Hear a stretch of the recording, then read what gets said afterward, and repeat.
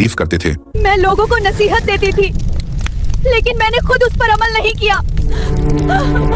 एक छोटे से गांव में एक औरत रहती थी जो बहुत पढ़ी लिखी और एक आलिमा थी।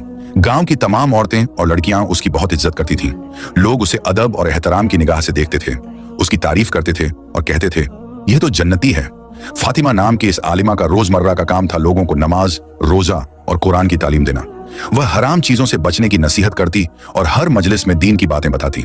पूरे गांव में उसकी इज्जत और शोहरत थी और सबको यकीन था कि इतनी नेक औरत की आखिरत जरूर संवरी हुई होगी। लेकिन जो बात लोग नहीं जानते थे वह यह थी कि फातिमा दूसरों को जो सिखाती थी उस पर खुद पूरी तरह अमल नहीं करती थी।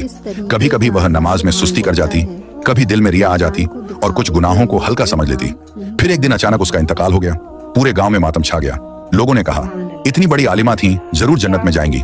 सबने मिलकर उसका जनाजा तैयार किया, कब्रिस्तान में दफन किया और फिर वापस लौट आए। जब कब्र में फातिमा अकेली रह गई तो मुनकर नकीर दो फरिश्ते आए। उन्होंने सवाल किए, तेरा रब कौन है, तेरा दीन क्या है, तेरा नबी कौन है? और फातिमा ने सही जवाब दिए। इसके बाद फरिश्तों ने उसके अमाल खोल दिए।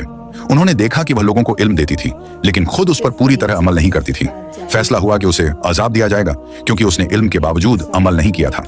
यह सुनकर फातिमा रोने लगी और कहने लगी, मैंने तो लोगों को सीधा रास्ता दिखाया, नमाज सिखाई, सब कुछ बताया। फरिश्तों ने कहा, तुमने इल्म दिया लेकिन खुद अमल नहीं किया, इसलिए तुम्हारे ऊपर अजाब आ रहा है। इतना कहकर फरिश्ते चले गए।